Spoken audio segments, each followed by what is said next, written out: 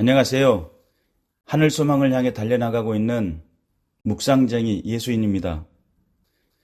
크리스찬으로서 새로운 가정을 이루어 나갈 때에 믿음의 가정을 만들고 하나님을 예배하는 믿음의 가정이 되는 것을 꿈꾸시나요? 그렇다면 오늘 우리가 나눌 말씀에 대해 함께 묵상해 보기를 소망합니다. 새로운 가정을 만들 때에 배우자를 선택하는 문제에 있어서 먼저는 신앙적 갈등이 요소입니다. 예수를 믿고 있는 신앙자로서 결혼을 앞둔 남성들이나 여성들은 배우자가 될 상대에게 먼저 내거는 조건이 예수를 믿는 사람이어야 한다고 이야기합니다. 본인 스스로 그러한 생각을 했다면 신앙심이 깊을 확률이 있습니다. 그러나 본인 스스로보다는 부모님이나 신앙하시는 주변 어르신들의 권유가 예수를 믿는 청년이어야 해. 그래서 좋은 신랑 만나 또는 좋은 신부를 만나 결혼했으면 좋겠어 라고 이야기를 합니다. 신앙의 갈등은 점처럼 그 간격이 좁혀지지 않는 난제 중에 난제입니다. 새로운 가정을 이룬 부부로서 같은 믿음, 같은 신앙을 하는 배우자를 만난다는 것은 삶의 갈등을 최소화하기 위한 최선책이기도 하고 행복한 가정을 만들어가는 초석이기도 합니다. 그런데 젊은 청년들 중에 사랑으로 극복되겠지라고 생각하고 시작했다가 부부의 삶이 치열해지면서 그 갈등을 호소하거나 결국은 신앙심마저 잃어버리는 분들을 상당수 보게 됩니다. 전도 현장에서 만난 어느 여성분과의 인터뷰입니다. 결혼 전에는 섬겼던 교회에서 주일학교 교사로 섬겼고 교회에 충성 봉사하시면서 사랑하는 남편을 만나 결혼을 선택하고 시집을 가게 되었다고 하였습니다. 그런데 결혼을 하게 된 시댁의 종교가 기독교가 아닌 타종교의 집안과 결혼을 하게 된 것입니다.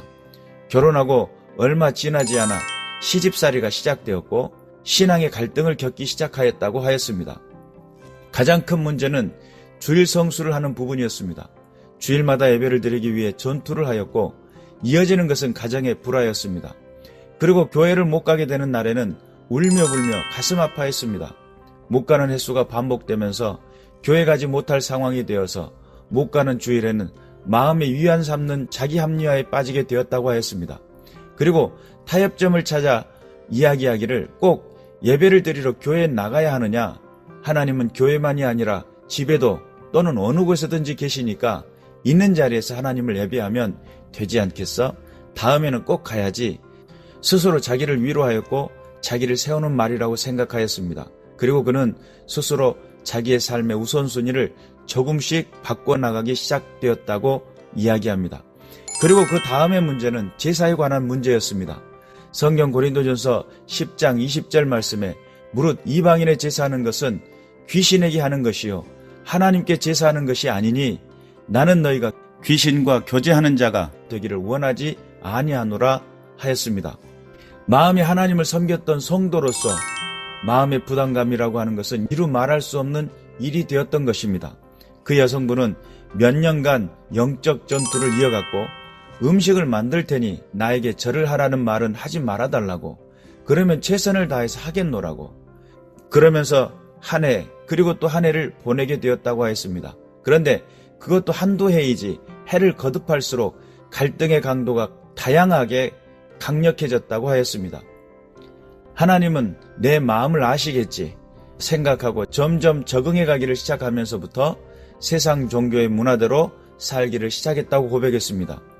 결국 남편을 사랑해서 결혼했기 때문에 이혼할 수는 없었고 살아야 함으로 적응하며 살기로 작정했습니다.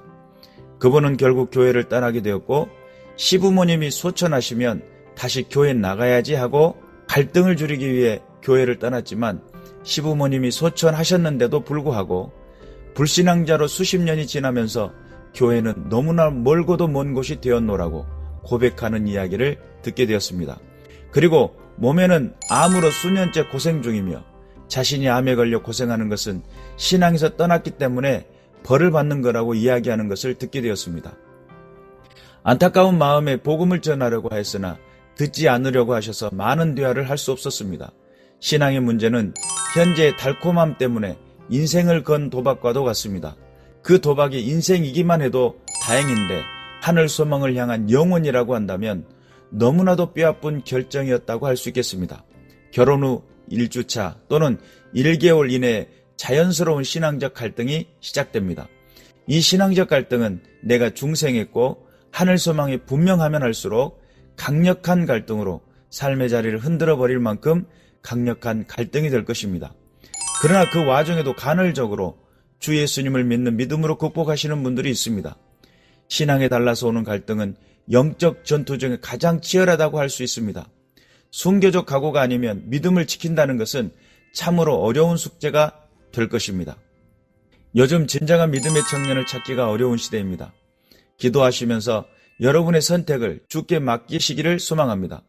그러므로 크리스천으로서 새로운 가정을 이루어 나갈 때에 믿음의 가정을 만들고 행복한 신앙을 하시기를 원하신다면 배우자도 같은 신앙을 하는 분을 만나는 것을 적극 추천합니다. 이상 묵상쟁이 예수인이었습니다. 감사합니다.